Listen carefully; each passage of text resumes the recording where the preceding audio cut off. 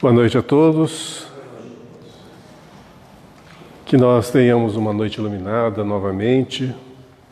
E, para começar, que a gente possa esquecer um pouquinho o mundo lá fora, nossos problemas, nossas aflições, para que nós nos situemos agora nesse ambiente com tranquilidade e em paz. Que todo o material que nós vamos abordar na noite de hoje possa ser muito bem assimilado, possa se constituir um patrimônio intelectual de cada um de nós. E mais que isso, que esse conteúdo possa nos enriquecer moralmente, que hoje e sempre a paz possa reinar em nosso íntimo e nós tenhamos condições de bem compreender a vida, bem compreender o seu manual de instrução, que é o Evangelho, e que possamos bem colocar em prática todos os ensinamentos que nos foram concedidos para que tivéssemos êxito na nossa existência. Que Deus nos abençoe, que nos ilumine, nos fortaleça hoje e sempre. Que assim seja. Muito bem, gente. Nós vamos hoje, então, continuar no capítulo 90 do livro Caminho, Verdade e Vida.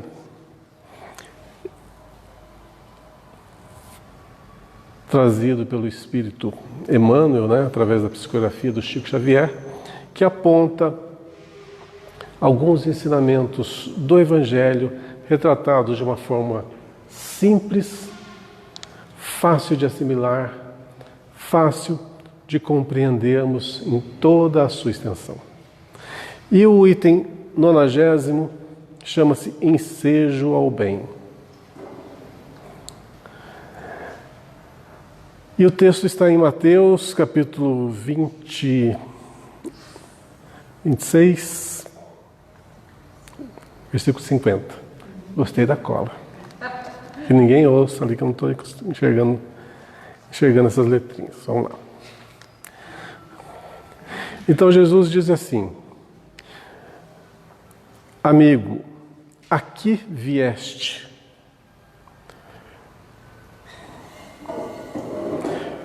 Então, aproximando-se, lançaram mão de Jesus e o prenderam. Eu, com muito esforço, consegui ler. Então, vamos lá de novo. Jesus, porém, lhe disse: amigo, aqui vieste. Então, aproximando-se, lançaram mão de Jesus e o prenderam. Está em Mateus. Muito bem. Essa passagem da prisão de Jesus é muito conhecida por todos nós. Daqui a gente nota o quê? A mansuetude dele, a aceitação, porque na realidade ele já sabia o que ia acontecer, né? E aquilo ali talvez fosse o maior marco da história da humanidade que estava sendo gravado. A crucificação, né? O martírio do Mestre. Vamos lá. Vamos ver o que Emmanuel fala-nos sobre ensejo ao bem. Depois a gente vai discorrendo por esse assunto, tentando trazer o conteúdo para o nosso cotidiano aqui. É significativo observar o otimismo do Mestre, prodigalizando oportunidades ao bem até ao fim de sua gloriosa missão de verdade e amor junto dos homens. De novo, é significativo observar o otimismo do Mestre. Poxa, ele estava sendo preso, ia ser martirizado. Otimismo do Mestre, prodigalizando oportunidades ao bem até ao fim de sua gloriosa missão de verdade e amor junto dos homens. Muito bem. Para a gente entender esses contextos, a gente lê aleatoriamente um trechinho do Evangelho, a gente não bem compreende, não. Né? Poxa, isso aqui não faz muito sentido, mas é preciso ter algumas noções de história para a gente entender realmente o que se passa aqui. Nós estávamos, naquela época, né, numa condição, numa zona de transição, de uma época para uma nova época. É uma fase de transição. E precisava o quê? De um marco ali para selar essa nova caminhada. Até então, o que imperava na Terra? Brutalidade. A lei do mais forte. Né? Se alguém te faz alguma coisa, você tem o direito de revidar da mesma forma. Né? Então, existiam leis, entre aspas, que eram muito humanas. Né? Era permitido saquear outros povos, guerrear, apropriar-se de tudo dos povos vencidos, escravizar e tantas outras coisas mais. Na época, era o quê? Isso. Era certo, era comum de todos os povos. Muito bem, veio Cristo e teve um novo legado ali. Começava a nascer, começava a imperar a lei do amor, a lei da igualdade. Todos são iguais perante o Pai. Foi colocado que existe um Deus, um Pai. E se nós todos somos filhos, nós todos somos iguais, temos a mesma descendência, temos as mesmas oportunidades, os mesmos direitos e os mesmos deveres. Se somos todos iguais, isso vem em contradição totalmente com um povo que ainda era o quê? Bélico, vaidoso, extremamente orgulhoso, conquistador. Isso ia em total desacordo com o que se imperava na época. Então foi um choque realmente de realidades ali que o Cristo implantou. Então estava nascendo o quê? Uma nova era, a era do bem, a era do amor. E esse foi o selo.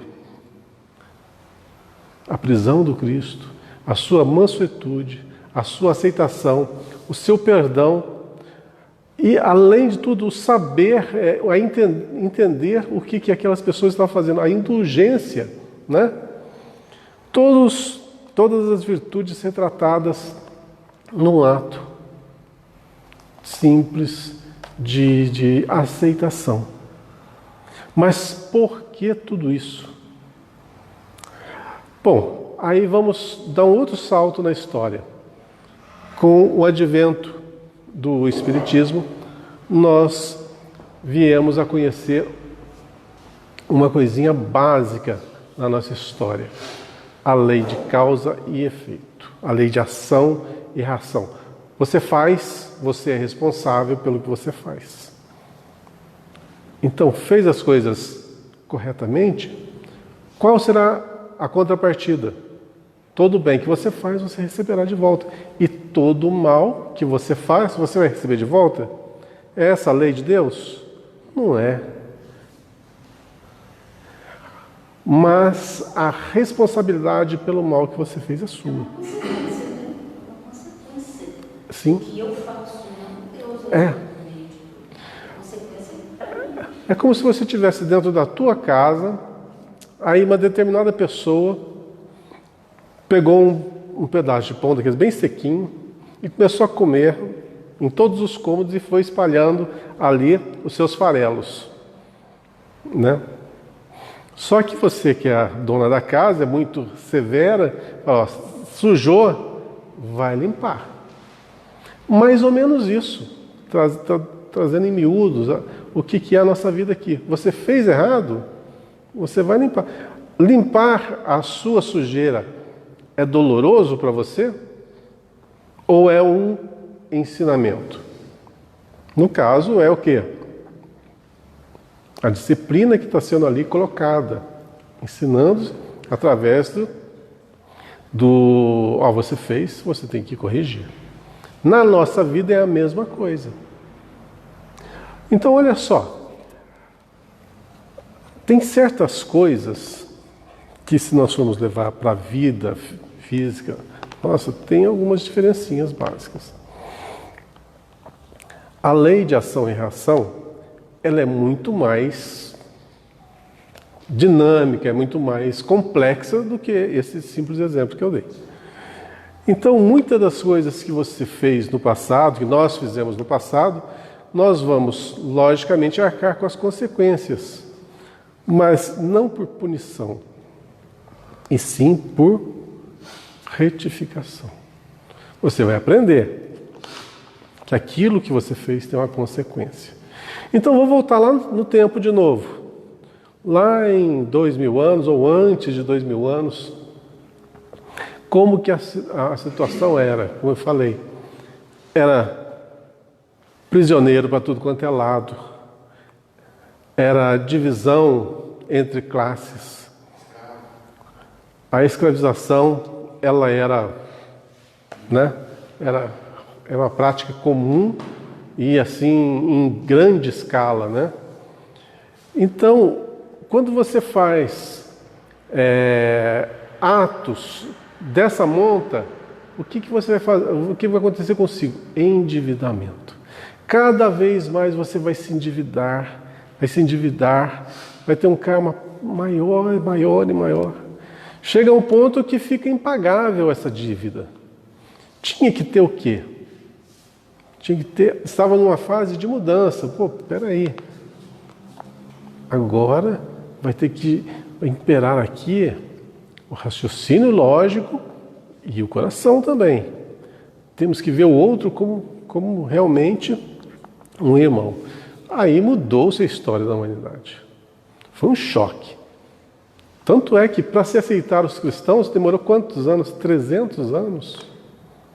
Para essa tolerância. E depois que houve aceitação, foram 300 anos de perseguição, mortes, suplícios, arenas, leões, tochas humanas e tanta coisa que fora inventada para martirizar o próximo.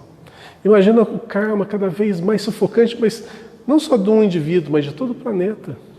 Esses espíritos que estão nas trevas, pode-se dizer que são espíritos que se endividaram tanto que chegou a estar naquele local? Olha, aí vai muito do livre-arbítrio de cada um, sabe? Do livre-arbítrio, do grau de evolução que eles estão. E é difícil traçar um paralelo assim, generalizando, porque não há como generalizar. Pessoas diferentes têm ações diferentes, né? E consequências diferentes. Eu vou dizer que aqueles que estão mais assim atrelados ao mal são aqueles que não conseguiram livrar ainda de duas coisas que nos prendem ao primitivismo. O instinto de preservação, que já na fase hominal muda e nós costumamos chamar esse instinto de preservação em orgulho, já na fase hominal. Isso sendo muito exacerbado, é uma mescla dos dois. Então você é extremamente orgulhoso, você é o centro de tudo, e o instinto de preservação faz o quê? Em que você possa fazer o que quiser com os outros, desde que você se preserve. Então você em primeiro lugar, e você é belicoso, você é uma pessoa agressiva, você vai ter más atitudes. E quando o indivíduo se demora muito tempo nesse nível, ele não tem condição de conviver em sociedade. Então, logicamente, ele é alijado. É aí que vai para as zonas umbralinas temporariamente, porque ele tem que reencarnar. Então são casos que têm que ser analisados dessa forma, individualmente. Tá? Mas, assim, no geral, são espíritos ainda que não conseguiram livrar-se do seu primitivismo. Tá?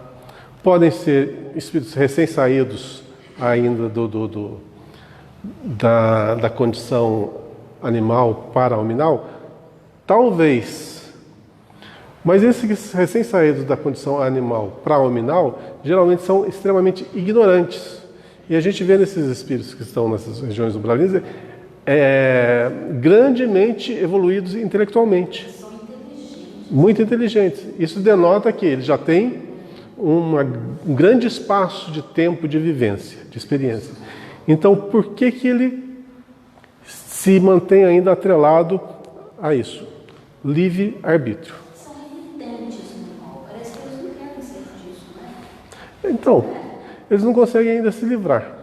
Eu narrei aqui esse ano uma história que foi contada num livro do Dr. Inácio, se não me engano, falando de Tomás de Torquemada. Vocês vão lembrar do nome, né?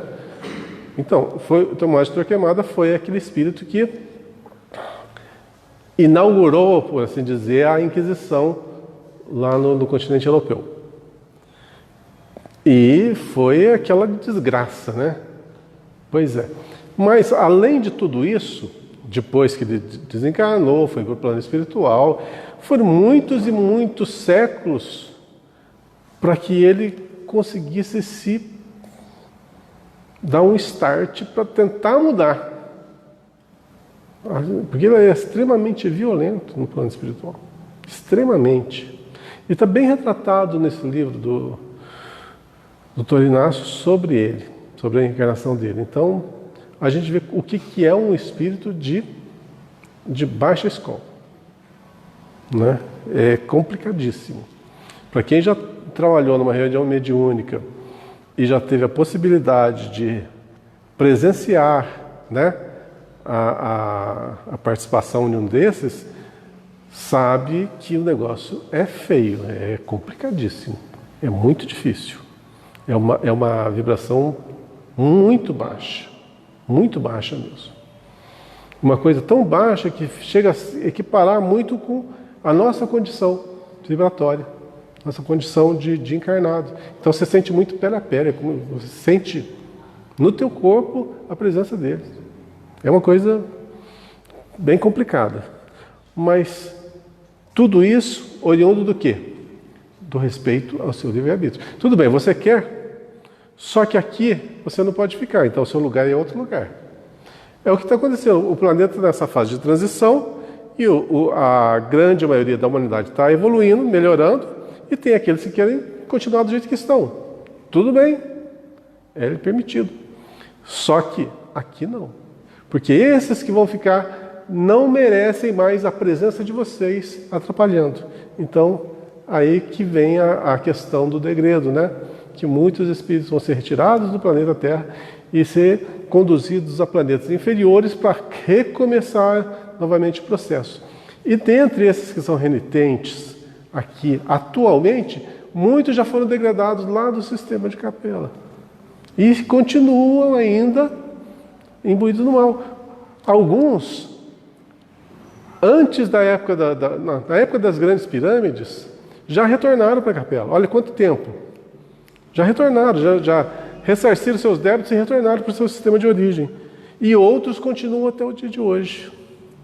E vocês vão ter algumas noções sobre o que eu estou falando naquele livro Exilados por Amor, da Sandra Carneiro, que fala muito sobre os exilados de Capela que vieram para dar o start aqui da evolução do nosso planeta. Então cita casos de alguns indivíduos, né, que vieram de lá, reencarnaram aqui, as suas reencarnações, como que foram, e para você ver como é que funciona a lei que nos dirige. Na realidade, a gente conta tempo aqui na Terra, né? Nós temos um calendário, nós contamos tempo, mas para o espírito, o tempo é indiferente, né? Eu ouvi vocês comentando sobre o livro Evolução em Dois Mundos, enquanto estava mexendo ali. Eu estou estudando o livro Evolução em Dois Mundos para fazer a próxima palestra. Quer dizer, fazer umas resenhazinhas da resenha desse livro na próxima palestra. E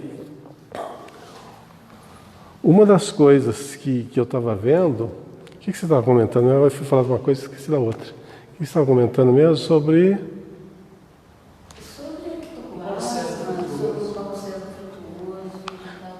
Não, não.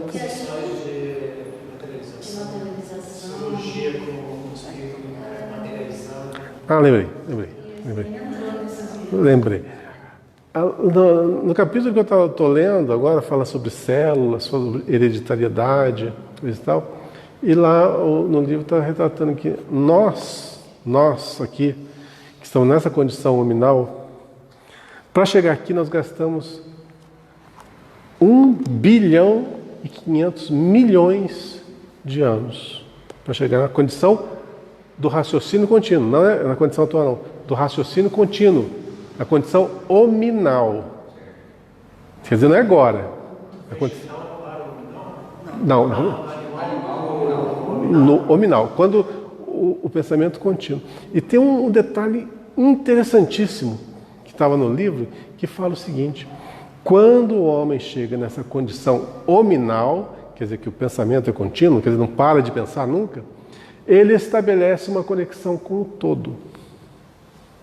Então, ele estabelece uma conexão com o todo. Então, ele gera um raciocínio que ele consegue se conectar em qualquer lugar. Não existe barreiras mais. O que precisa é o quê? É isso que nós estamos fazendo. Nós estamos expandindo as nossas potências, nos intelectualizando e nos moralizando. Mas a partir do momento que nós conseguimos chegar nessa etapa, tudo nos é permitido. Lógico, sujeitos à lei que nos rege, de causa e efeito. Eu também vi um livro, não sei se foi do Hermínio com o Luciano dos Anjos, não sei se foi nesse livro, nesses dois, pontos de um e pontos de outro, que quando atingiu o pensamento contínuo na fase nominal, até hoje nós estamos mais 1 bilhão e meio de anos. É 1 bilhão e meio desde a mônada. Desde a mônada. Quando entrou mesmo na fase nominal. Não. Está equivocado aí. Isso está bem redundante no livro. O livro foi bem frisado. Eu estou falando o curso do livro, né? E lá foi. Inclusive, eu assisti isso ontem. Então está bem fresquinho na minha mente. Desde a mônada, desde o princípio elementar, evolutivo, até a condição hominal, quando a gente atinge a condição hominal, 1 bilhão e 500 milhões de anos. 1 bilhão e meio. É. Para falar a verdade, desde que começou a surgir a vida no nosso planeta. É. E a vida continua surgindo. É muito interessante. Eu recomendo para vocês, para quem tem dificuldade, como eu, todo mundo tem dificuldade em ler a Evolução em Dois Mundos, façam o curso com o André Luiz Ruiz, no Espírito da Letra, capítulo por capítulo. Tá? Com calma, com muita calma, vai bem devagar. Não é uma coisa que aprofunda muito, mas uma coisa que tem no livro é o quê? Muitas palavras dificílimas, palavras técnicas. E ele explica uma por uma, com paciência. Então, você realmente entende. Não pode ter pressa. Tá? Você tem que ouvir, ler, assimilar. Assimilar, depois passa para o outro. Vocês vão ver que foi muito bem feito. Eu já li o livro Evolução em Dois Mundos, mas li daquele jeito, lendo, né? Tá.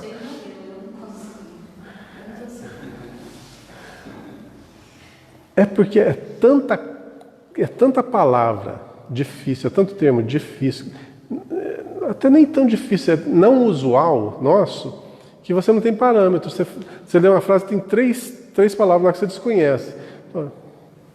Quer dizer, o exercício mental é muito maior. Então, fazendo por esse estudo do André Luiz, vocês vão adorar, vocês vão gostar mesmo, tenho certeza. Veja a hora de chegar no mecanismo da mediunidade, porque esse eu é que não consegui ler. Esse eu não consegui. Esse eu estou deixando para a próxima encarnação, né? Vou estar mais bem preparado, porque nessa não vai dar, não. Vamos para o Emmanuel mesmo, que é mais facinho. Fala mais o nosso... A gente estava comentando aqui justamente a esse respeito, né? Entre outras coisas. cada um com uma ferramenta, né? Cada um com uma facilidade. E se houver facilidade para você ir em outra determinada área que você não tem essa, em outra encarnação vai virar com essa outra facilidade. A gente é mais ou menos assim, a gente é mais ou menos manipulado. Então, se você tem muita facilidade numa área, geralmente essa área é cortada. Aquilo ali não vai te atrapalhar. Você vai ser mais ou menos assim, vai ter dificuldades, não sei se eu posso expressar dessa forma, você vai ter dificuldade de entender aquela área para que você não consiga, não vá para aquele lado, porque aquele lado é que você já fez muitas e muitas e muitas vezes, você já está diplomado ali. Então, aquela parte barra para você desenvolver outra. Como que é o mecanismo, eu não sei, mas é mais ou menos assim que funciona. Por exemplo, eu gosto muito de música, mas para música, tem que nascer de novo. Eu gosto de ouvir. Pois é. Eu tinha uma facilidade, né? Mas não gera renda, então.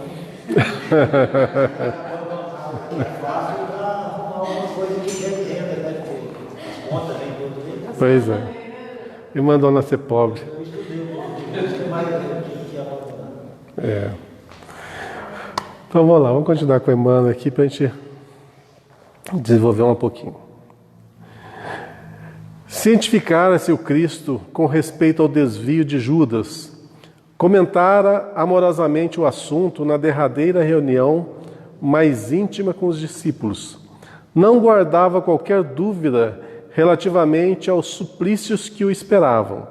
No entanto, em se aproximando, o cooperador transviado beija-o na face, identificando-o perante os verdugos e o mestre, com sublime serenidade, recebe-lhe a saudação, carinhosamente indaga: amigo, a que vieste? Ainda bem que eu não sou o Judas, né? Pensa no martírio posterior, o remorso dessa pessoa de ver o que o ato dele ocasionou. Tanto é que o Judas, para se reharmonizar, levou aí 1.500 anos, né?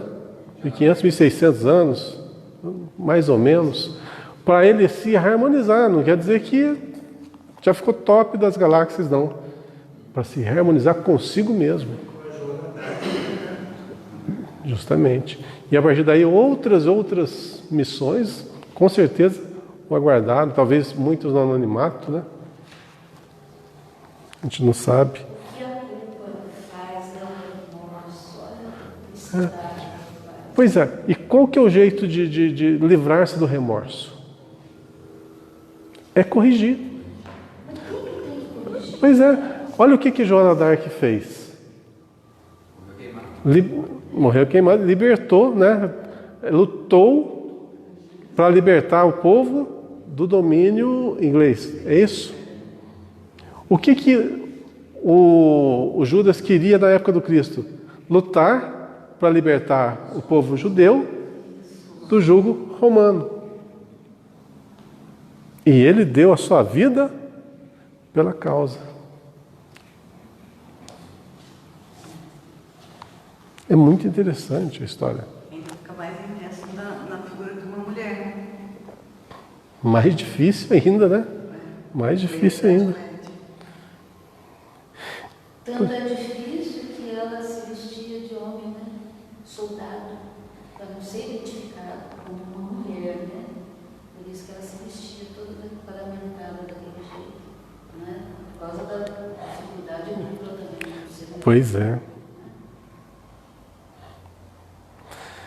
E outra coisa interessante, quando a gente cita um caso desse, é uma pergunta que comumente nos é feita, né?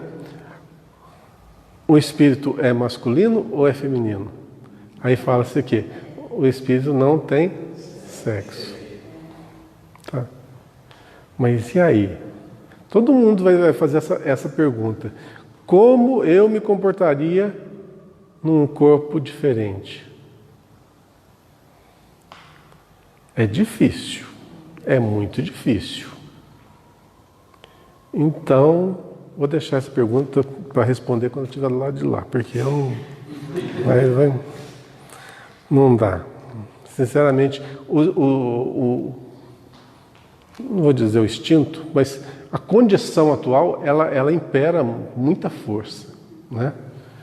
Tem isso sai de um livro, eu lembro do outro, né? Tem um livro que eu li, chamava-se O Ateu. O indivíduo era, o protagonista do livro não era a pessoa dos melhores hábitos. Então, resumidamente, não vou contar a história não. Ele era um pouco promíscuo, né? Esse ateu. Então, depois que ele desencarnou, plano espiritual, um período, voltou para corrigir esse seu desvio, voltou na pele de uma mulher, quer dizer, num corpo feminino. E viveu como uma mulher normalmente. Só que, o que aconteceu? Como ele já tinha uma propensão à libidinosidade, se perverteu como mulher também. Se tornou uma mulher de programa, na encarnação posterior. E aí segue todo o drama da vida dele, né? do personagem. Mas o que me chamou a atenção é o seguinte: quando ele estava reencarnado como homem, ele se comportava como homem. E quando reencarnou na condição feminina, comportou-se como uma mulher. Só que com tendências, não é? Não, as tendências eram as más tendências, mas o comportamento sexual era de mulher, e não um comportamento homoafetivo, né? Então,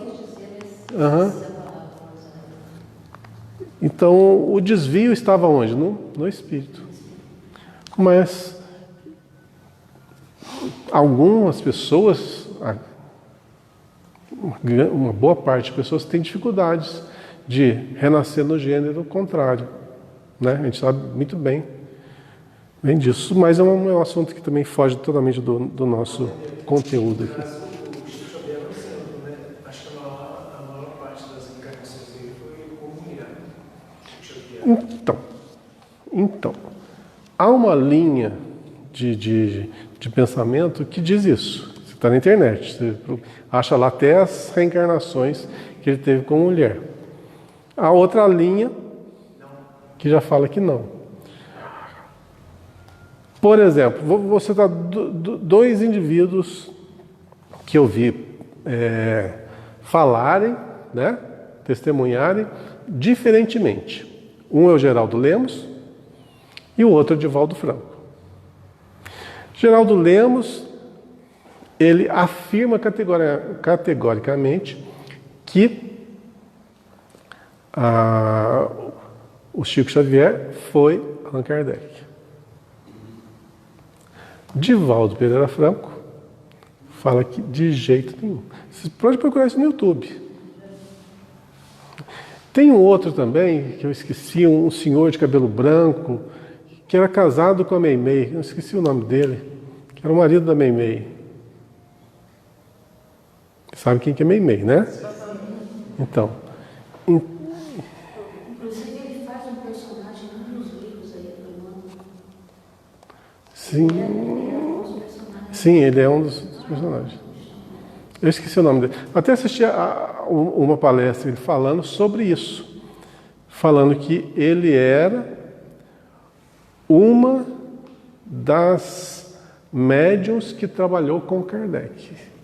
É um nome francês lá que eu não ouso nem para falar. Mas Javé, alguma coisa assim. Arnaldo Rocha. Arnaldo Rocha, isso, Arnaldo Rocha, exatamente. Então, entra em conflito. Kardec foi Johann Hus, né? Então, se for por esse lado, a gente já vê reencarnações no gênero masculino. Se for pelo lado de outro, já vai para o feminino. Na realidade, tanto faz, é problema dele. Vamos trazer para o português rasgado, é problema dele. O problema nosso é assimilar o patrimônio intelecto-moral que nos legou. O resto, quem foi? É por curiosidade. Não, se fosse uma certeza, seria ótimo você pesquisar, né?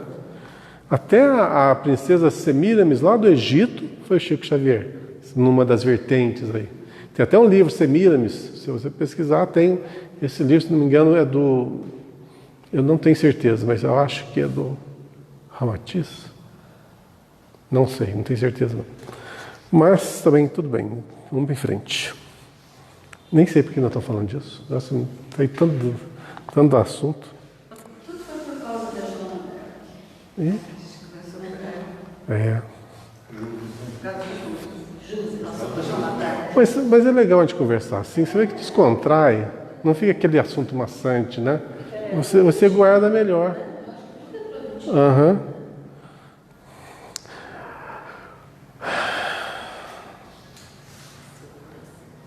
Eu estou desse lado aqui. Eu estou lendo o próximo já.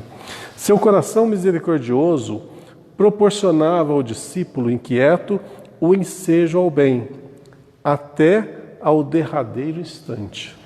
Quer dizer, Jesus não se demoveu da sua finalidade nem no momento mais extremo.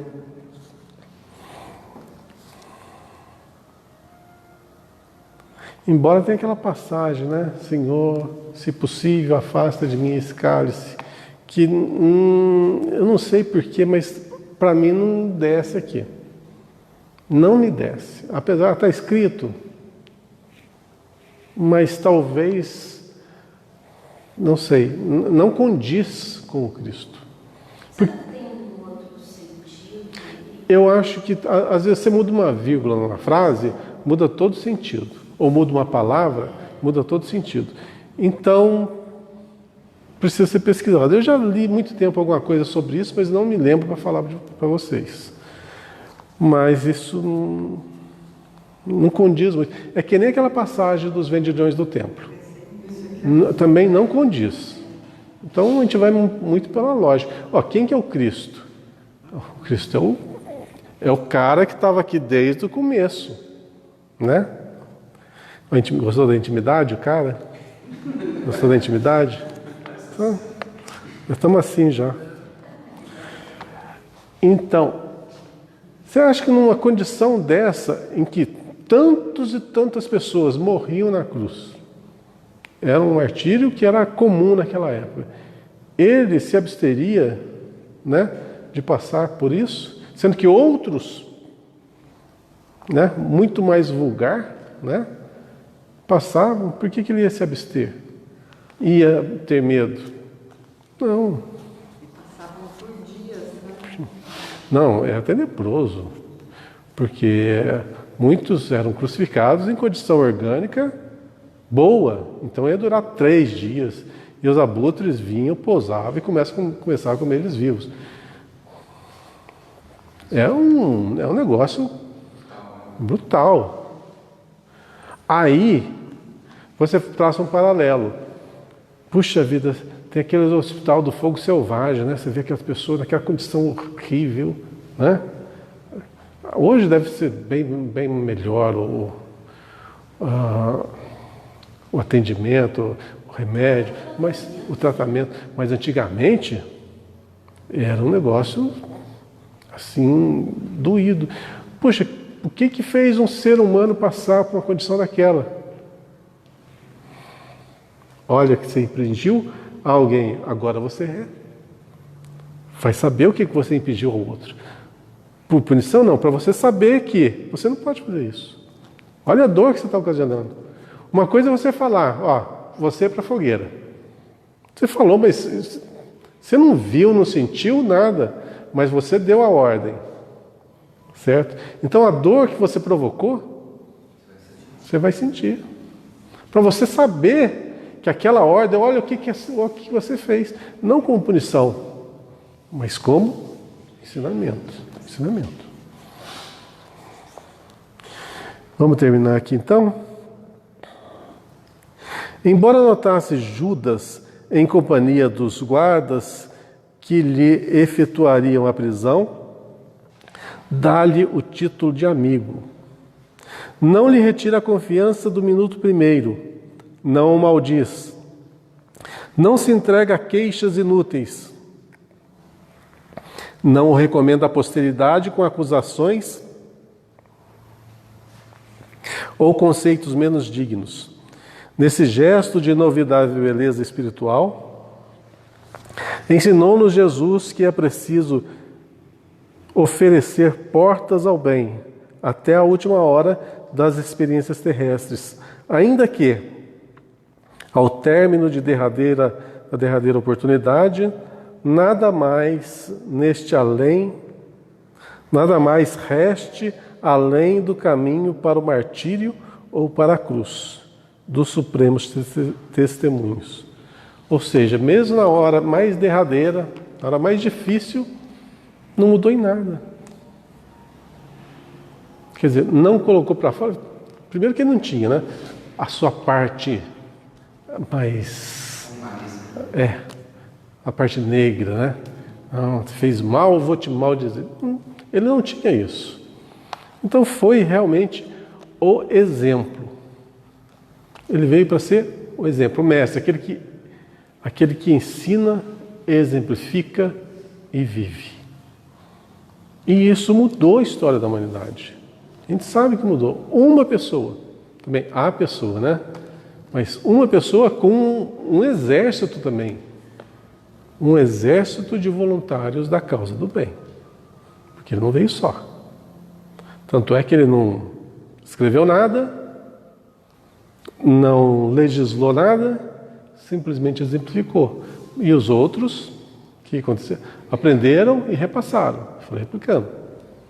E até chegar, né, alguns escreviam, mas geralmente era passado de pessoa a pessoa, de indivíduo a indivíduo. E mudou o mundo. E exemplo, né, Manuel, que hoje você vê tantas pessoas discutindo com a outra, uma já ofende, a outra já replica, rebate, fica aquela discussão, e não é o que você está falando. Aí as pessoas falam cristã, né? Mas o exemplo de Cristo foi crucificado, apanhou, não fez absolutamente nada para evitar, porque ele entende que isso não é o caminho. Deu esse exemplo para todos que se dizem cristãos e a gente vê tantas atrocidades aí. Isso aqui cai como uma luva de pelica nos tempos atuais, em que nós temos o que? Uma intolerância com as escolhas do outro. E na área religiosa, e agora, atualmente, na política. Porque você fala que é A ou se é B, o outro já te vê com outros olhos. Então, num momento assim, que não tem nada a ver com o momento derradeiro da nossa vida, né? O momento você vai morrer agora, martirizado, né? Você está contra um paredão, você tem todo ali a justificativa para se revoltar, né? Mas aqui não, nós estamos na nossa vida normal, na nossa área de conforto, na zona de conforto. E a gente escolhe o quê? Maltratar o outro. E não estou falando só no caso política, não. É no relacionamento dentro da família, é no relacionamento profissional, no relacionamento no mundo, no nosso social. Então a gente se mostra como é. Mostra a nossa face mais ruim. A nossa face ruim, claro, nós somos indivíduos que estamos evoluindo, ascendendo, saindo daqui e indo para lá. Então, nessa condição aqui, tem muita coisa para ser corrigida. O que atrapalha nós é o orgulho que faz com que nós temos orgulho das nossas chagas. A gente não pode ter orgulho das nossas chagas. A gente tem que ter o quê? Compreensão das nossas limitações e esforço contínuo em aniquilá-las. Substituir as más tendências pelas boas tendências. Substituir a má palavra pela boa palavra. O mau ensinamento pelo bom ensinamento. O mau exemplo pelo bom exemplo. As más atitudes pelas boas atitudes. A desonestidade pela honestidade. O desamor pelo amor. E por aí vai. E todos nós estamos repletos dessa nódoa ainda no nosso íntimo. Então, se você tiver orgulho das suas máculas, é o que leva muitos indivíduos, como aquela pergunta inicial sua, para as zonas umbralinas. Você tem orgulho dos seus defeitos e você se acha mais forte por causa disso, melhor por causa disso. Então você quer ser o mais belicoso, o mais malvado, o mais grosseiro. Por quê? Você se impõe, acha que se impor. E o mestre dá um exemplo totalmente ao contrário. Ele se deixa imolar pelo amor. Vê como que muda ali a balança das coisas, a visão da realidade da vida. Você leva pelos defeitos e não pelas virtudes, né? Pois é. Não, e ele acaba de ser traído e a maneira como ele trata. E a gente vê no simples, às vezes a gente no simples detalhe, que dá um gatilho se ele está traindo. Mas Jesus estava 10 séculos na nossa frente, ou mais. Então ele sabia de antemão o que ia acontecer com Judas. Ele sabia. Ele tinha uma preocupação com Judas. Tanto é que quando a primeira coisa que ele fez depois de ser crucificado é resgatar o Judas. Isso, eu acho que tem um episódio que Humberto de Campos, é um dos livros dele, narra sobre... Eu não... Sai do corpo e dá uma volta no universo, volta, entra na Terra e vai... Sobre Maria. Não, Humberto de Campos fala sobre Maria indo socorrer Judas. Tem. Faz isso. Uhum. Que Jesus também faz. Sim. Jesus vai Também. naquelas zonas horrorosas que ele está. Mas Humberto de Campos fala sobre Maria. O Humberto de Campos fala sobre Maria. Maria também fez. Maria também foi retirada. Uhum. Foi lá daquela força. É. Que ele foi um suicida. E quem é Maria hoje? Lá no Vale dos Suicidas. Que... Ela toma conta daquele pessoal que vai para lá. Pois é. Não é? Então, olha as figuras que foram lá, né? Para aquela Então, força para Judas. Então, se tinha Maria envolvida, se tinha o próprio Cristo envolvido, é sinal que Judas era próximo deles. Assim como os outros apóstolos. Que eles não, Jesus não vai escolher assim, não, ó, une, dune, te, você.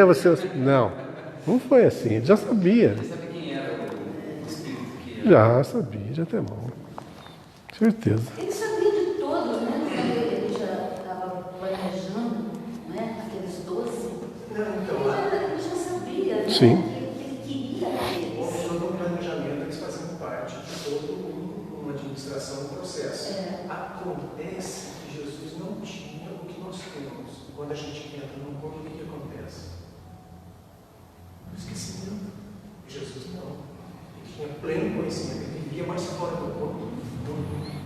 Eles só começaram a liberar todo o potencial deles lá no Pentecostes. Aí que a coisa fluiu. Eles atuaram como médiuns, né? Eles atuaram como médiuns. E atuar mesmo no cristianismo. Tudo mudou a partir dali, né? Mudou a partir dali. Realmente, eles passaram a ser outros, né? Talvez seja aquilo que eu também já falei alguma vez aqui, a tal da programação que a gente vem. A gente já vem pré-programado, já renasce pré-programado. Então, há o quê? Aquele momento que nós reencarnamos, vamos desenvolvendo, tudo normal, até uma certa etapa da vida. Chega nessa etapa da vida, acontece alguma coisa que você, desperta. Aí você segue a programação. Então, pois é. Então, eu acho que é mais ou menos por essa linha, porque se não acontecer isso, às vezes a pessoa se desvia. Né? Ela tem que se preparar para que até chegar aquele momento, aí, né? Porque se ela lembrar desde o início, talvez, sei lá, não seja o ideal. Também não posso afirmar, mas faz sentido, né? Vamos para o outro? Opa, esse aqui é meio... Campo de sangue, 91º. Está em Mateus 27, deve ser um 8 isso aqui, né? Versículo 8. Por isso foi chamado aquele campo até o dia de hoje campo de sangue. Está em Mateus. Por isso foi chamado aquele campo até o dia de hoje de campo de sangue. Isso aqui eu não conheço. Vocês conhecem? Já ouviram falar? Não? Então não dá nem para comentar o que seja essa passagenzinha aqui. Vou ler o direto no Emmanuel para a gente... Vai continuar, tem Judas aí no meio ainda. Hã? Tem Judas no meio ainda. Então vamos lá. Bora ver o trabalho. Desorientado, em vista das terríveis consequências de sua irreflexão, Judas procurou os sacerdotes e restituiu-lhes as 30 moedas, atirando-as a esmo no recinto do templo. Essa passagem a gente já viu, né? Aonde que eu vi bem essa passagem aqui? Tantos livros que eu já li que retratam esse episódio. Foi retratado um pouco há 2000 anos. Também. Tem um livro que eu recomendo também para quem gosta da história do Cristo, muito, muito bom, muito rico. Chama-se O Sublime Peregrino, do Ramatiz. Eu também. É possível. Estou cansada de procurar, não acho. Ninguém tem. Cedo, ninguém tem.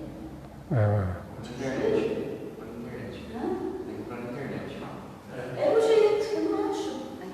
Não acho. Nossa. Já viu na biblioteca que isso tem? Não tem. Não tem? Tanto é que eu levei o amigo que você falou, Maria de Nazaré. Eu fui atrás do peregrino, Eu acho, quando eu li esse livro, é um amigo que tinha. Mas se vocês quiserem procurar um livro, qualquer livro, em sebo, né? Esses livros que já esgotaram a edição, procura no estante virtual. Já ouvi falar que é o melhor selo virtual. É. Estante virtual, é mesmo? E eles dão uma condição. Se você não achar nesse, você não acha em lugar nenhum. Sabe um livro que eu achei lá no estante virtual? Eu achei... Tem dono, Eles dão para estar. É um portal. Essa estante virtual era uma vez um quiz. Ele é um portal, na realidade é um portal de sebos, né? Ele é um portal, todos os sebos estão lá e você pesquisa, ele te dá qual sebo que tem aquele livro. Até o Papa Negro, que é um livro maçom, dificílimo, achei lá. Então, pode procurar aqui, eu acho sim. Eu jurava que tinha na biblioteca. Eu vi ainda, não tinha não. Me ajudava a procurar, não tinha aqueles catálogos, né? Não tinha. Então, eu tenho ele em PDF. Se quiser ler em PDF, eu tenho. Não, deixa eu te confessar uma coisa. Eu levei, eu estou lendo Maria de Nazaré. Aham. Eu falei para o Geraldo, aqui que me deixa mentir. Eu tenho que segurar a mão para não pegar marcador. Porque os meus livros são Eu também sou igual a Maria, eu gosto de marcar. Eu, sabe? As passagens que a gente gosta, né? Eu adoro ver um livro que Eu gosto de marcar Eu gosto de ler. as palavras, tudo. As palavras que significam. E às vezes eu pego um cantinho. Pega o marca-texto e põe no tablet e risca lá também. Eu gosto de pegar, igualzinha. Eu gosto de Textura da capa, eu gosto Que de homem escrevendo. eu gosto de escrever. Por isso que eu gosto de livro meu. Então faz o básico. Pega o livro PDF, imprime. Eu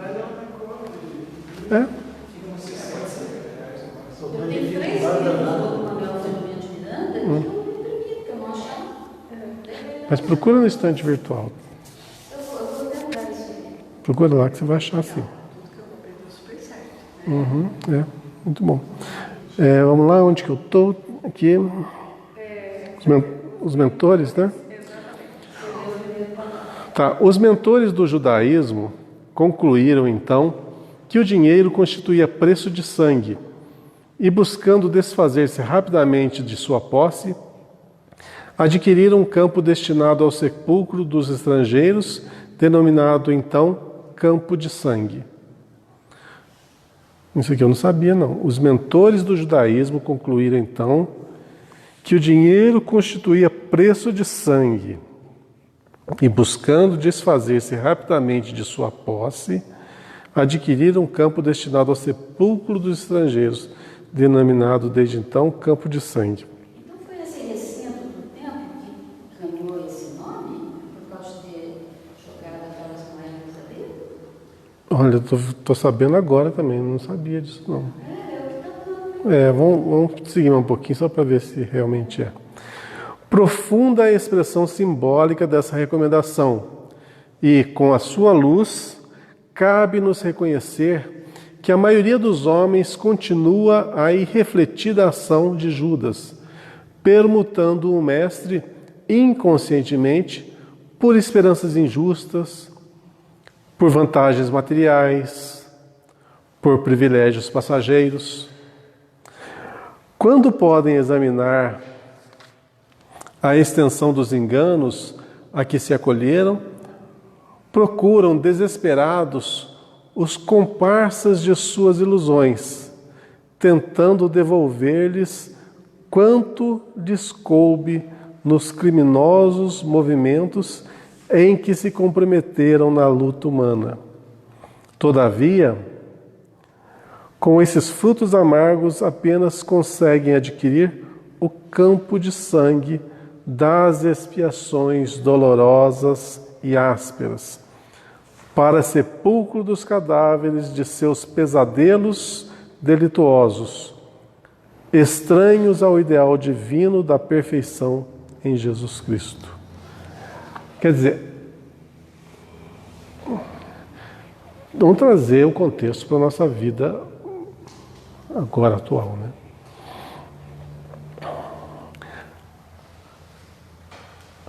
Se a gente está tentando ser mais racional na questão religiosa, ainda há uma grande gama de confrades nossos, né? Ou indivíduos pertencentes às outras atividades religiosas, que se equivocam justamente nesse mistério.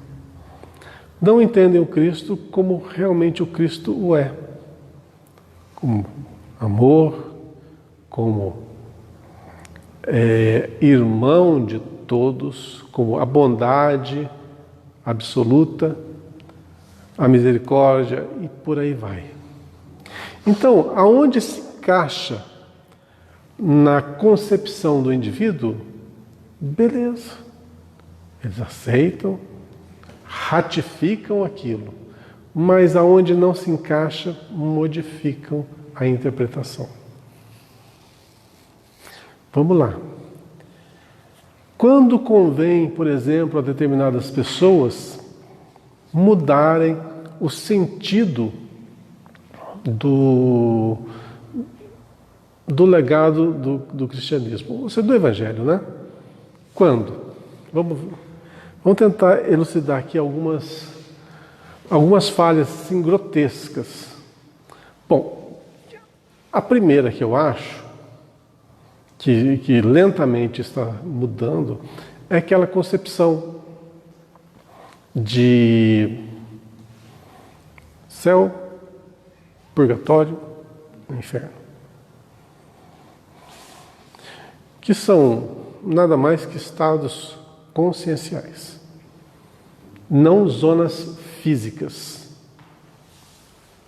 totalmente separadas. Quem está aqui não vai para lá, quem está lá não vem para cá. Esses são estágios conscienciais, mas muitos indivíduos na história utilizaram isso para a imposição do medo. para que a turba seguisse aquilo que eles estavam impondo. Ó, se não fizer isso, inferno. Isso estamos falando de política, né? Porque antigamente, quem mandava, os bispos mandavam muito mais que os monarcas. Né? A igreja mandava muito mais que os próprios soberanos. E, bom, e isso vai passando de geração a geração. Chegou na minha geração essa concepção de céu, purgatório, inferno? Chegou. Eu vivenciei isso. Hoje, você pegar uma criança ali de até os 12, 15 anos de idade, 14 anos, até 14 anos de idade, já não tem aquela concepção, aquele medo mais, porque não foi passado da forma como que nós ouvimos isso, como nos foi ensinado. Por quê? Naturalmente as coisas vão se modificando com o tempo. Olha só, graças a Deus, né? Porque antigamente, se você não seguisse, vamos na fase da Inquisição, você não segue os preceitos da igreja, você é um herege. Se você é um herege, você pode ser preso, martirizado, seus bens apreendidos, seus parentes... Ou coisa pior, né? Então, já mudou hoje. Se eu falar assim, eu não acredito em inferno, não. Ninguém vai me matar por causa disso, acho.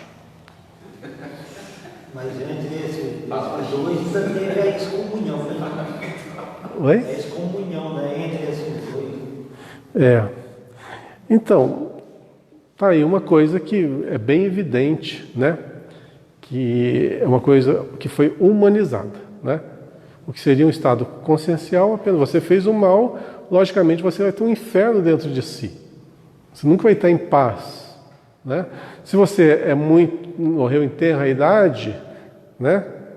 Você não tem débito nenhum, aquela criança não tem um débito nenhum. Seria mais ou menos esse purgatório, né? Que é um nada, é um limbo, né? É isso? A representação do nada. Que até hoje eu não entendi, mas tudo bem. Já tirou isso? Estou desatualizado, olha só. Sinal que estou ficando velho. E o outro, o céu também. O céu, olha, não tem jeito. Fala a verdade. Quem que é mãe aqui? Quem que é mãe? A Denise? Mãe? É mãe. É mãe. Muito bem. Eu vou fazer uma pergunta para vocês que são mães. Uma perguntinha básica. Pensa assim, ó, o seu filho foi para o lado do mal. Desviou-se para o lado do mal. Aí chega alguém de qualquer denominação religiosa, pode até ser espírita, fala assim, ó, o seu filho se desviou para o mal e ele está legado ao fogo do inferno. E vai viver a eternidade. Eternidade. Quer dizer, o resto do sempre. Nunca vai morrer. Vai sempre sofrer. E nada vai tirar ele dali. Tá? Pensa, o seu filho.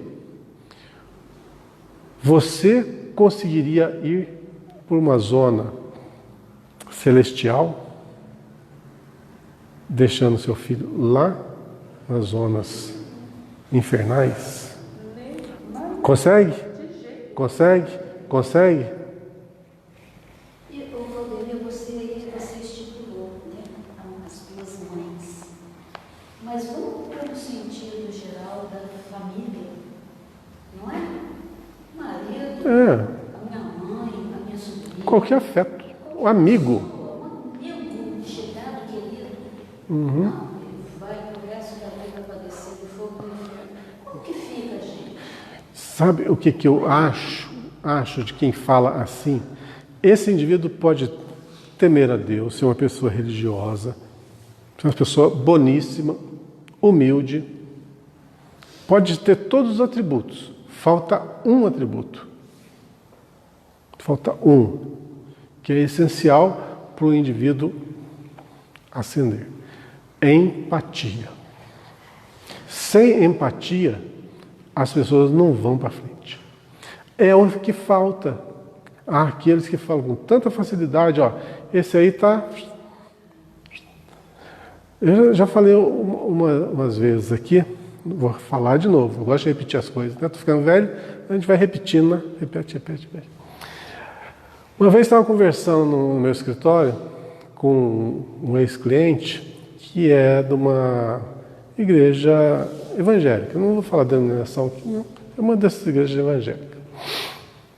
E aí eu estava prestando serviço para ele, conversando, assim, entrou no tema religião, entrou nesse tema de céu e inferno. Né?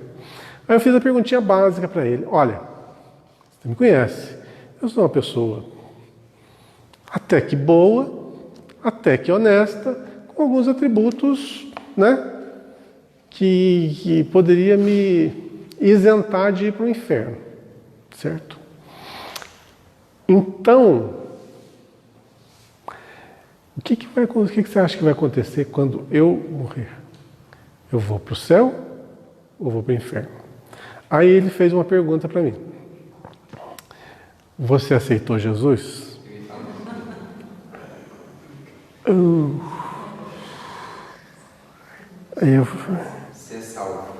Aí eu falei assim, Pois é, eu sou espírita. Não vejo em um livro espírita, nenhum livro, onde não fale de Jesus, onde não fale de amor, onde fale de evangelho. Todos falam. E olha que eu já li bastante.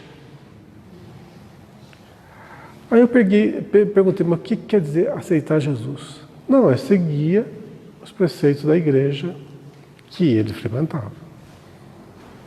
Eu falei, tá, mas aí foi a pergunta minha, que foi o raio-x, para eu tirar a conclusão do que ele estava falando. Eu falei, olha assim,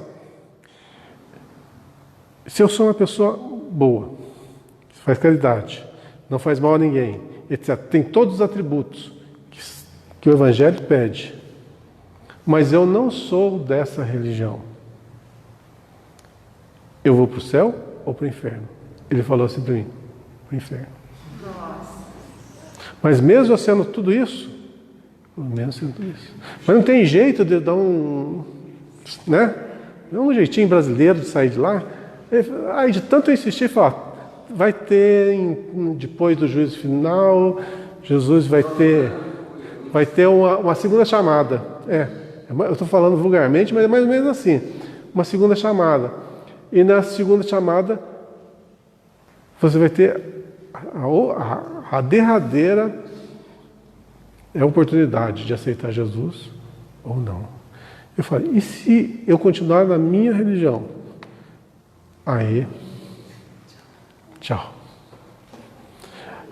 Olha, como que uma pessoa que me conhece, né, a gente trabalhou de certa forma junto, um grau de amistosidade muito bom, um relacionamento muito normal, muito tranquilo, pessoa boa, família boa, pessoa tudo, não tenho nada, absolutamente nada contra, nem uma vírgula, mas faltou empatia por mim. Ele vai para tal lugar, azar dele. Como azar dele? Como azar dele? Valdemir, eu tenho falando da empatia, nos últimos tempos tenho filosofado em cima, pensado em cima disso. E vendo, né, por me deparar com várias atitudes, né, assim, dessa falta de empatia, quando a gente está falando aqui de campo de sangue, quando o ser humano, ele atinge a vida, vamos dizer, muda radicalmente, né, com uma maldade, com um ato, a vida do outro, né, assim, interfere de um grau muito grande a vida de uma outra pessoa por simples que eu vou falar assim, vaidade, orgulho. Capricho, né, um orgulho atingido no momento. E eu vi uma atitude uma semana atrás de mudar o curso da vida dessa pessoa, assim, sabe?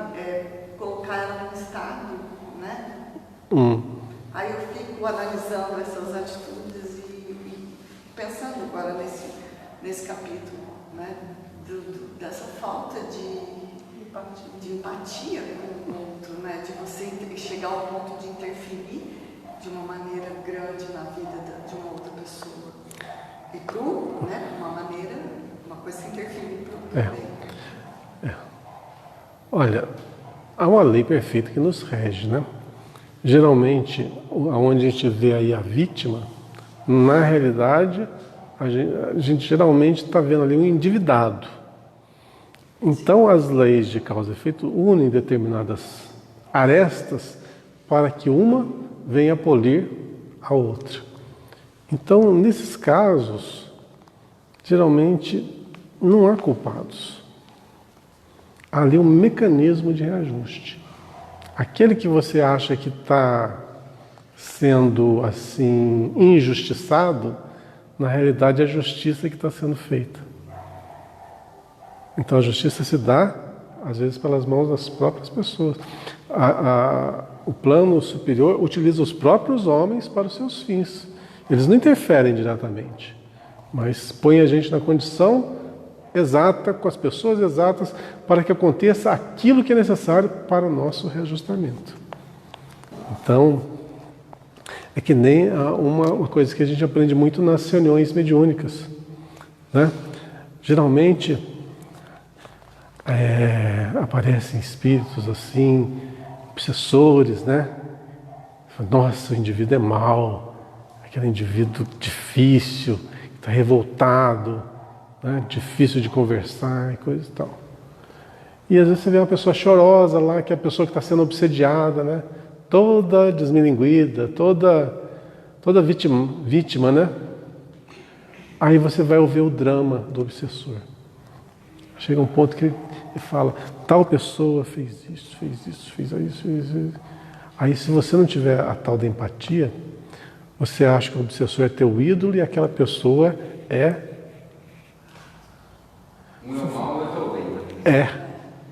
Você inverte ali na hora. Então você tem que estar preparado. Logicamente, na reunião mediúnica você está preparado para isso, né? Mas eu estou falando assim, abertamente, porque nem sempre a vítima é a vítima e nem sempre o agressor é o agressor. São todos endividados. Então todos que estão no mecanismo da vida para se reajustar, se reharmonizar. Os mais, os menos, né? Poder, só para complementar essa questão do Cristo aí, eu tenho um colega ali que ele é evangélico, né? E acho que talvez o colega seja um pouco mais, vamos dizer assim, extremista do que o meu, né? Porque a conversa que eu tenho com ele assim, não, se você crê, ele não fala de religião, é Cristo.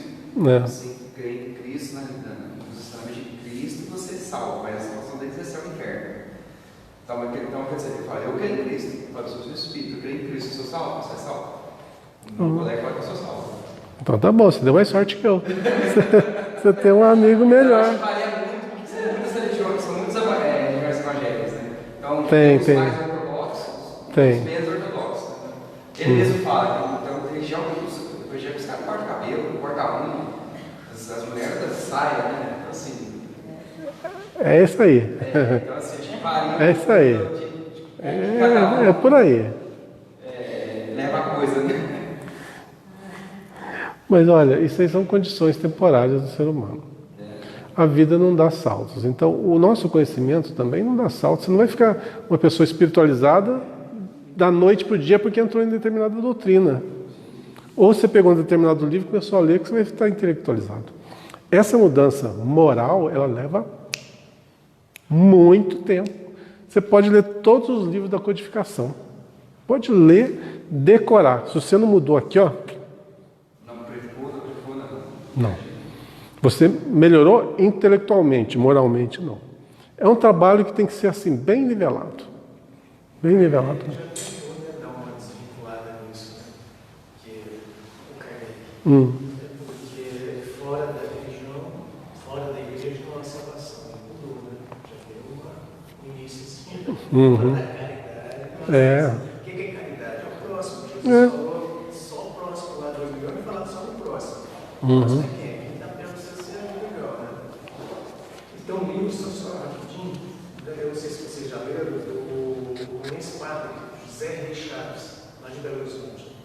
Não.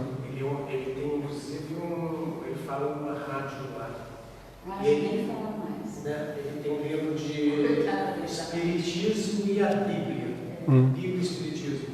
E ele ligaram para ele da igreja para ele parar de falar porque as pessoas ainda não estavam preparadas para interpretar aquilo lá. Eu acho que tiraram essa coisa da leitura. Tiraram? Não tem mais. Olha, por isso que existem tantas religiões no mundo, né? Porque cada uma tem um grau de desenvolvimento da pessoa. Cada um vai se encaixar naquela Para vertente. absorver, por exemplo, o cenário da codificação, não está muito ligado.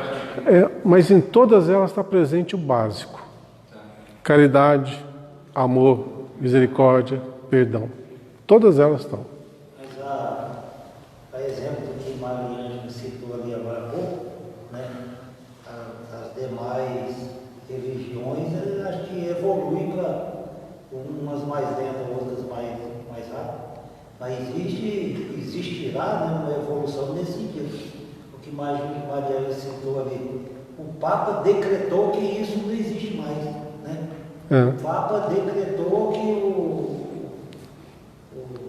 determinado livro que era estudado lá, o Catecismo, por exemplo, foi mudado, né? Então, E ele falou, as outras religiões também vai haver essa que é uma alegoria. Ele já falou que existe. A Igreja Nacional. Igreja Nacional. E é tudo uma alegoria. Quer dizer, já Na verdade, a melhor religião é aquela que te faz uma pessoa melhor. E o estado que você vai estar do outro lado depende exatamente só e somente só da sua conduta. Você pode ser um ateu. Mas olha só, como que tudo nesse universo se encaixa. Vocês já leram o livro A Escada de Jacó? Que fala da... Escada de Jacó, não. Irmão Jacó? Frederico Figner. Tá. Vou lembrar uma passagenzinha. Ele já desencarnado no plano espiritual. Ele estava numa excursão lá, eu não lembro que excursão que era. E eles iam passar por uma região meio difícil, meio tormentosa. Ou tinha que atender determinadas pessoas. Os indivíduos que estavam lá eram meio complicados, né? No plano espiritual. O Frederico Figner, ele foi o quê? Foi presidente da Federação Espírita Brasileira, né? Muito bem. Do Rio de Janeiro ou brasileiro? nessa época Era no Rio. Tá. E, bom, aí o mentor espiritual, e eles estavam numa excursão com vários indivíduos. E pediu que uma das pessoas lá intercedesse, que estava presente, intercedesse, fizesse uma oração, alguma coisa assim. E quem que foi escolhido? Foi uma irmã que era evangélica. Porque era o espírito que estava lá que está mais bem preparado no quesito coração. O que a prece dela é que é ter mais alcance naquela finalidade que estava se propondo. Entendeu? Em determinada oportunidade foi utilizada a intercessão de um indivíduo que, assim, não tinha o conhecimento que ele tinha, que o Frederico tinha, mas tinha um coração que dava de 10 no dele. Aí, mais para frente no livro, você vai ver que para uma outra tarefa, essa irmã já não servia. Aí tinha que ser ele. Então, todos nós estamos, um complementa o outro. É uma engrenagem, esse universo é uma engrenagem. Se todos fossem iguais, só existiria uma engrenagem, né? Então, nesse universo, todos têm a sua cota de participação e todos são importantes. Deixa eu terminar isso aqui, senão não dá tempo. Deixa eu ver onde que eu parei. No último? Irmão em humanidade, que ainda não pudeste sair do campo milenário das reencarnações, em luta por enterrar os pretéritos crimes que não se coadunam com a lei eterna, Não troques o Cristo imperecível por um punhado de cinzas misérrimas, porque, ao contrário, continuará circunscrito à região escura de carne sangrenta. Bom, tirando a alegoria do que está sendo mencionado aqui, enquanto nós estivermos ligados ferronhamente à matéria, às coisas que nos prendem à matéria, o desejo, o sentimento de poder, de posse, de vaidade extrema, de avareza, de egoísmo, nós estamos atrelados a esse mundo e às coisas que ele pode nos oferecer. Então, se você vai por esse caminho do egoísmo, quem que você vai atrair para o seu convívio? Orgulho, quem que você vai atrair? Desonestidade, quem que você vai atrair? Então, uns vão polir as arestas dos outros. Então, nós naturalmente atraímos aqueles que têm que estar ao nosso lado, para que nós vejamos no outro aquilo que a gente não consegue ver em nós mesmos. Uma dica: se você fala mal de alguém, se você repara na roupa que o outro veste, de como o outro se comporta, do que o outro faz, é porque você se identifica com ele. É porque você vê no outro os defeitos que você não consegue ver em si próprio. Porque a gente vê no próximo o espelho de nós mesmos. Então, se nós falamos mal,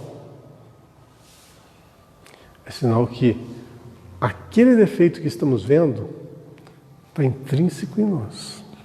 Se a gente fala, tal pessoa é muito avarenta, pode ter certeza que você é avarento. Porque se você não for, você não faz propaganda. De virtude, ninguém faz propaganda. Você simplesmente é espontâneo. Você não precisa falar, eu sou bom, eu sou uma pessoa humilde. Não é. Se você falar assim, eu sou uma pessoa humilde, sinal que você não é. Porque você está apontando aí uma virtude que você não tem. Que você não está demonstrando. Por que você está falando assim, eu sou humilde? Eu estou falando que eu sou humilde para eu me colocar num patamar acima dos outros. Eu sou humilde, você não é, não. Entendeu? Então, mesmo na miséria, às vezes, a gente mostra arrogância, a gente mostra orgulho. Tipo assim, eu sou muito pobre, eu sou de uma família pobre, em casa não tem nada, não tenho o que comer, não tenho o que beber, não tenho dinheiro para pagar as contas, e você fala isso como se fosse o maior dos menores. Quer dizer, você se põe numa condição que você pensa que é humildade. Não, você está pondo numa condição acima do outro. Eu sou mais pobre que o outro. É um meio inverso o negócio, mas você se coloca numa posição superior ao outro. É demonstração de orgulho, sim. E quando que você não demonstra isso? Quando seus atos são totalmente espontâneos. Você não precisa pensar para ser. Você não precisa pensar para falar. Você simplesmente é. Você irradia. Não diz assim, ó, você conhece uma pessoa pelo seu olhar, porque você faz uma leitura da pessoa pelo olhar. Ali está estampado tudo que você precisa saber dela. Simplesmente porque a pessoa é.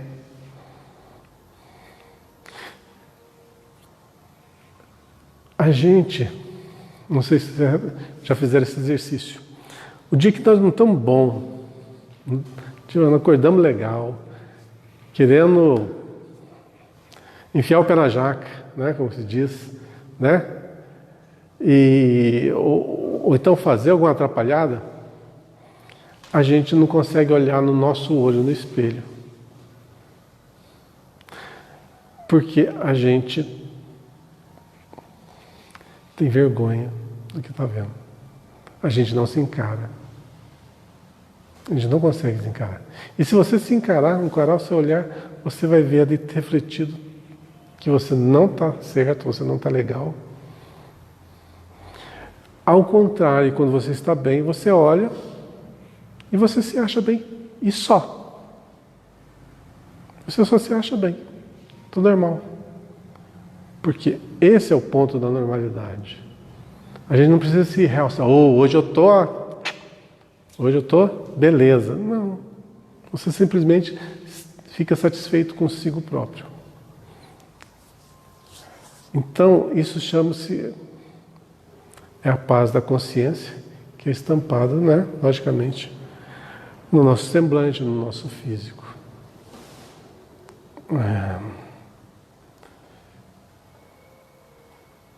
Que a gente possa, cada dia mais, fazer essa interiorização, nos conhecer melhor, conhecer as fraquezas, né? Tentar lapidá-las, tentar demovê-las, porque a vida vai cutucar a gente num tal ponto que uma hora aquilo que a gente guarda lá, as 7 chaves, vai ser colocado para fora. É no momento do desequilíbrio, é no momento que nós falamos aquilo que não devíamos, é no momento que a gente machuca, que a gente trai, que a gente faz tudo de errado. E poderia tudo isso ser evitado se a gente se conhecesse. Eu tenho essa propensão aqui, tenho que trabalhar isso. Eu tenho essa vontade aqui, tenho que trabalhar isso. Eu tenho essa limitação, vamos trabalhar isso. Porque a vida, uma hora, vai te cutucar para pôr para fora esse negócio. Lógico, nossa vida é evolução constante. E a evolução, para você subir, você tem que largar o peso para trás.